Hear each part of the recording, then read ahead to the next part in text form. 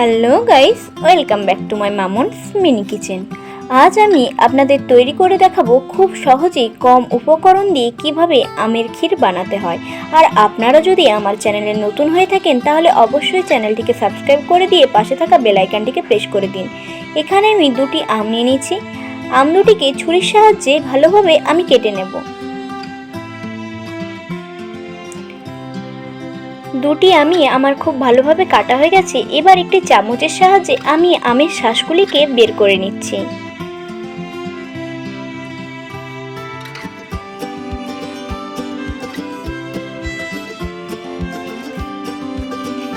আর আটির মধ্যে যে শাঁসটা রয়েছে সেটি আমি হাতের সাহায্যে খুব ভালোভাবে বের করে নেব। যেহেতু এখানে আমি পাকা আম নিয়েছি তার জন্য আমি মিক্সির ব্যবহার করছি না, একটি ছাঁকনির সাহায্যে আমি আমের পাল্পটি বের করে নেব।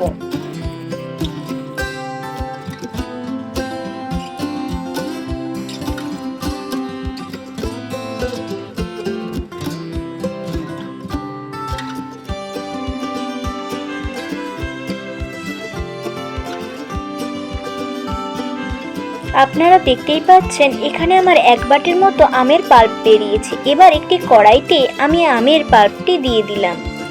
এবার মিডিয়াম টু লো ফ্লেমে পাল্পটি আমি কিছুক্ষণ নেড়ে নেব।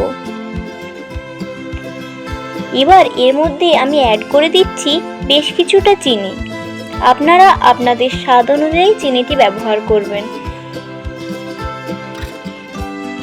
এবার আম ও চিনিটিকে খুব ভালোভাবে নাড়িয়ে নাড়িয়ে একটু আঠালো করতে হবে।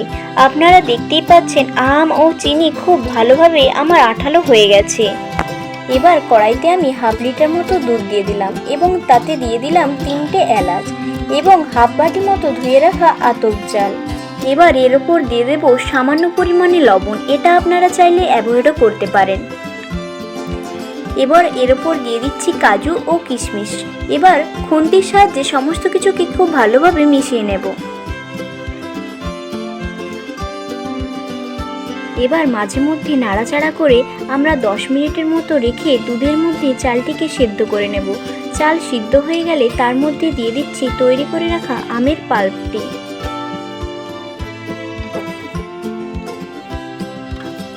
এবার আমের পাল্পটিকে চালের সাথে খুব ভালোভাবে মিশিয়ে নিতে হবে।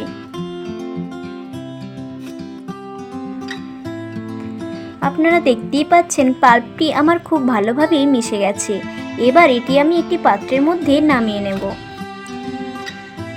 এবার পরিবেশনের জন্য উপর থেকে দিয়ে দিচ্ছি কিছু ড্রাই ফ্রুটস। আমার ভিডিওটি যদি আপনাদের ভালো লেগে থাকে তাহলে অবশ্যই শেষে একটি লাইক, কমেন্ট এবং শেয়ার করে যাবেন।